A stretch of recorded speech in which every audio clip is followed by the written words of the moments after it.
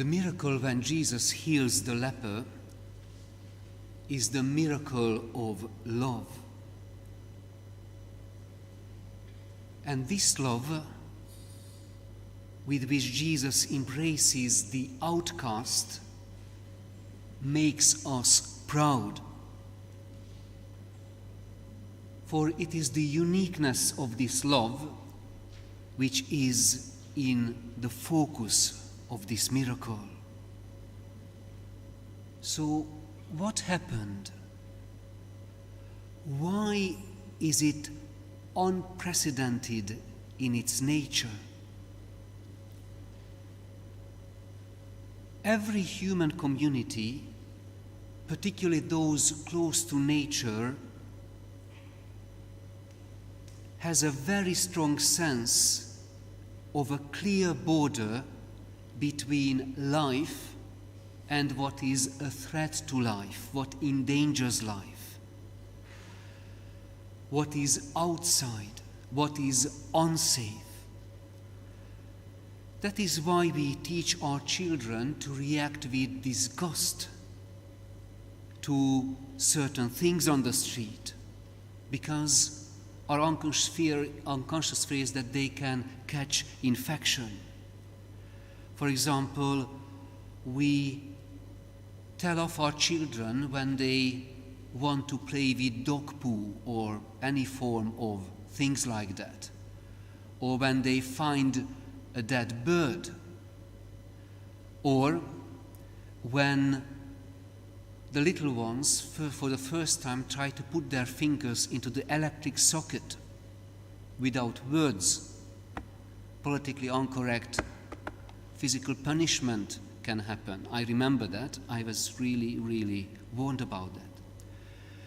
It is a vital defense system.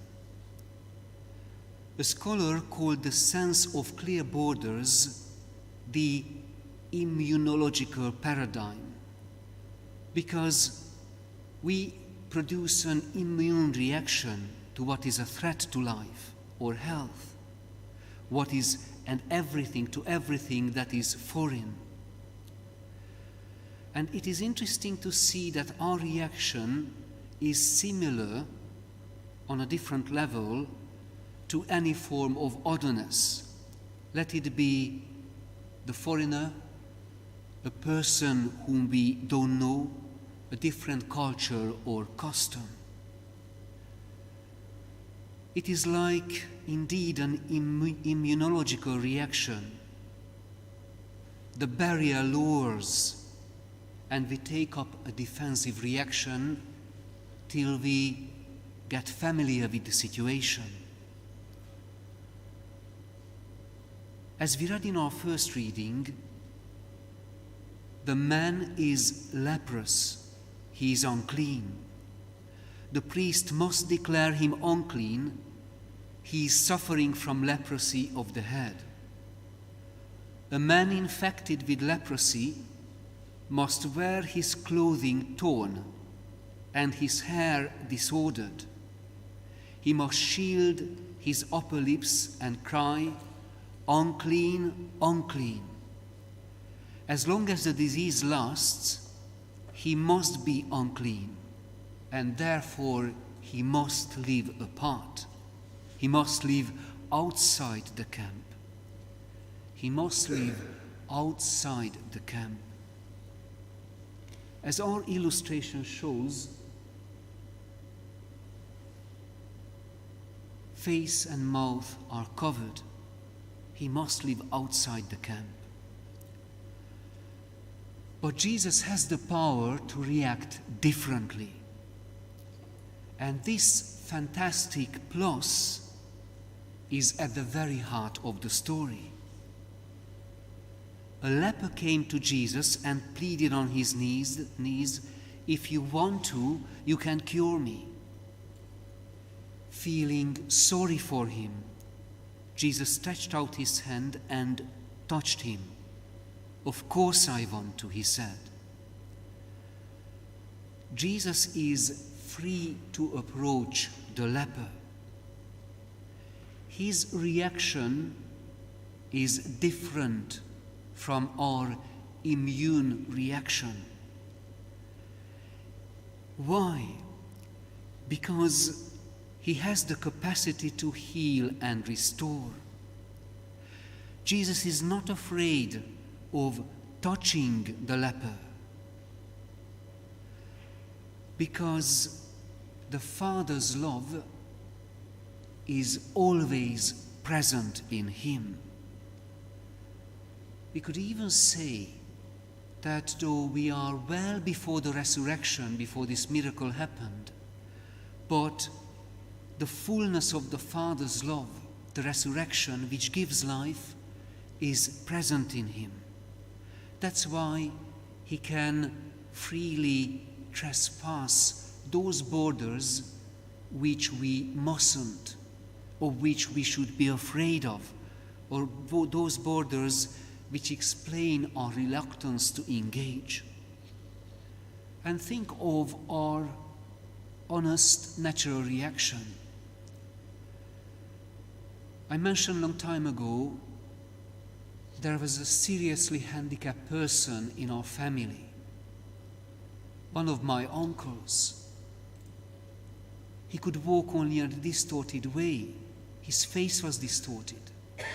And I remember as a child, it required an effort not to show my fear.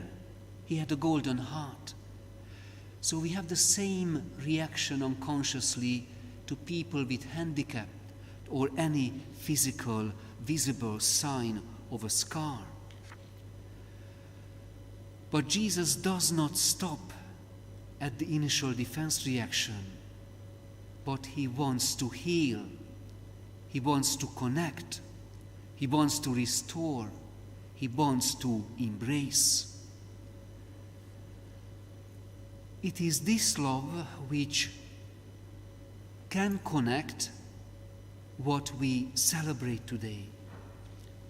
Our second reading from Apostle Paul celebrates this unique love, this ability to connect, to embrace, that love which we share with the risen Lord.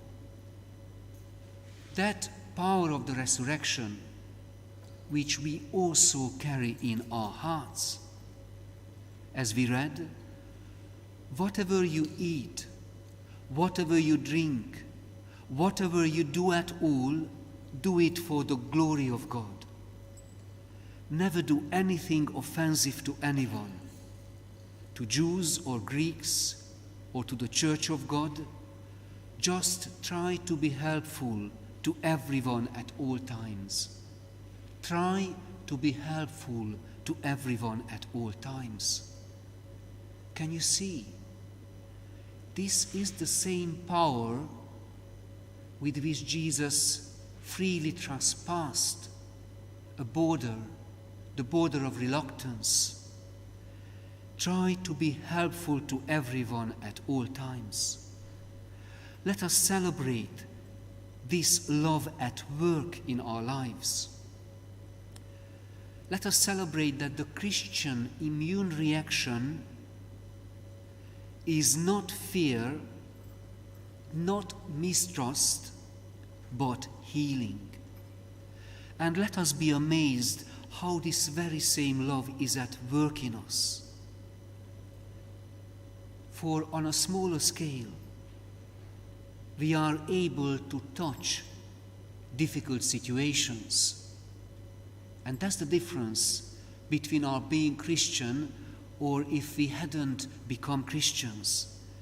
That now we are able to touch situations from which we would have escaped in the past. When some is in bereavement, we have the desire, despite all our fears, we have the courage to penetrate that wall of mourning and pain. Because the person in bereavement is wounded, handicapped, is different. But we are able to embrace the person in sufferance. We are capable of offering our help and presence. It's a wonderful victory. Or in conflict situations, we can go a step further and we can step out from our entrapment of hostility, mistrust, or hurt, which is anyhow having negative feelings about anyone, having an enemy, having mistrust, having judgments in our hearts is futile. So we are praying for the situation being healed. We repent and act as Jesus would do.